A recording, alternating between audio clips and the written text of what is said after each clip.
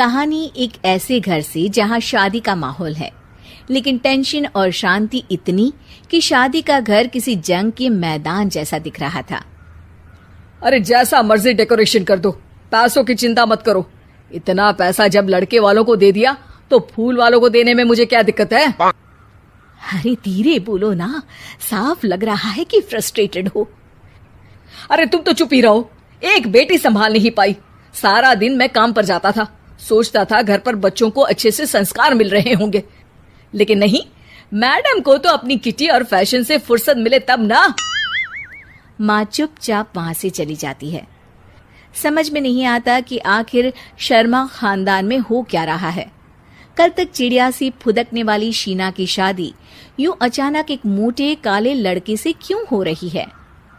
शीना कमरे में हाथ में गुड़िया लिए बोलती है, मेरे साथ जो हो रहा है ठीक हो रहा है। तुम तो सब जानती हो, साहिल मेरे लिए भगवान है। अब जब वो ही नहीं मिला तो फिर कोई भी हो, जिंदगी ही तो जीनी है, जी लेंगे। बाहर शीना की बुआ किसी से बात करती है। अरे मोटा नहीं, उसे तो खाते पीते घर का कहते हैं। अब ओबेरॉय का नाम भी किसी को बताने वाली बात है। उनका इकलौता लड़का तो करोड़ों की सामी तो है ही।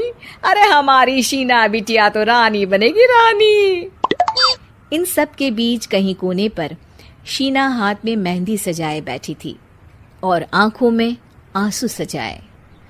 और वो समय भी आ जाता है जब शीना मंडप के नीचे हाथ में वरमाला लिए खड़ी होती है, लेकिन तभी अफरा तफरी मच जाती है। कोई कहता है, अरे लड़के की माँ को हार्ट अटैक आ गया। अरे अच्छी खासी थी, कैसे हो गया? अरे कहते हैं ना, किसी किसी लड़की के पैर अच्छे नहीं होते, हो सकता है कि मनहूस है ये लड़की। शीना पास खड़ी सब सुन रही थी। फिर शीना अपने कमरे में आ जाती है। शादी ये कहकर नहीं होती कि लड़की मनहूस है। अब लगातार शीना के लिए लड़के देखने आते, लेकिन आस पड़ोस या किसी के कहने पर शादी हर बार टूट जाती। लेकिन एक दिन, अंकल, मैं काफी दिनों से आपसे मिलने की कोशिश कर रहा था, लेकिन हिम्मत नहीं हो पा रही थी। अरे बेटा, हिम्मत तो हमारी टूटी पड़ी है। वैसे कौन हो तुम? अब मेरा नाम साहिल है अंकल। मैं शीना से प्यार करता हूँ और उसी से शादी करना चाहता हूँ। अरे अब तो किस जात के हो ये भी मायने नहीं रखता।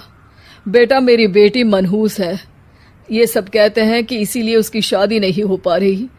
अगर तुम शादी करने को तैयार हो तो ठीक है। शीना की शादी साहिल से हो जाती है। अगले दिन साहिल की माँ का देहांत हो जाता है और एक बार फिर लोग शीना को अपशकुनी कहने लगते हैं। अरे खा गई दीदी को ये। अरे क्या जरूरत थी साहिल किसी मनहूस को घर लाने की? पर बुआ, माँ की तो तबीयत पिछले कई साल से खराब थी। डॉक्टर्स ने जवाब दे दिया था। क्या पता ये भी उनका सौभाग्य हो कि वो बहू का मुंह देख पाई। अरे बहू का मुंह देख पाई, या ये कह लो कि बहू का मुंह देखते ही स्वर्ग लोक सिधार गई। खैर, हमें क्या, घर तुम्हारा है, हम तो चले। अब शीना को खुद पर ही शक होने लगता है कि कहीं सच में वो अपशकुनी तो नहीं। साहिल, हम दोनों की शादी नहीं हुई होती तो अच्छा था। देखो ना, कैसे पहले मेरी शादी टूटती थी और अब तुम्हारी माँ भी। अरे ऐसा कुछ नहीं होता शीना, अपशकुनी वगैरह कुछ नहीं होता। ये सब तो ईश्वर के खेल हैं। वो शादी तुम्हारी इसलिए टूट गई क्योंकि तुमको मेरी पत्नी बनाना था, और माँ का जाना तो तय था। वो काफी बुजुर्ग थी, साथ ही एक ऐसी बीमारी से जूझ रही थी जिसमें डॉक्टर्स भी उन्हें नहीं बचा पाते।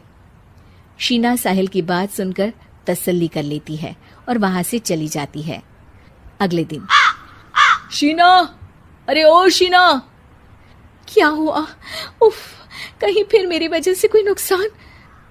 अरे नहीं नहीं शीना, तुम जानती हो, जिस प्रॉपर्टी के केस को हम बरसों से लड़ रहे थे उस पर फैसला आ गया, वो भी हमारे हक में।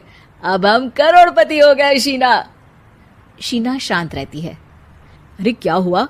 करोड़ पत्नी बनकर तुमको खुशी नहीं हुई? शीना की आंखों में पानी आ जाता है। चलिए जी, कुछ तो अच्छा हुआ मेरी जिंदगी में आकर आपके साथ। साहिल शीना को गले लगाकर कहता है, मेरी नई नौकरी भी तुम्हारे ही आने से लगी। ये प्रॉपर्टी का केस जीता। सब कुछ तो तुम्हारे आने के बाद ही हुआ, फिर तुम मनहूस कैसे? ये सुनकर शीना खुश हो जाती है।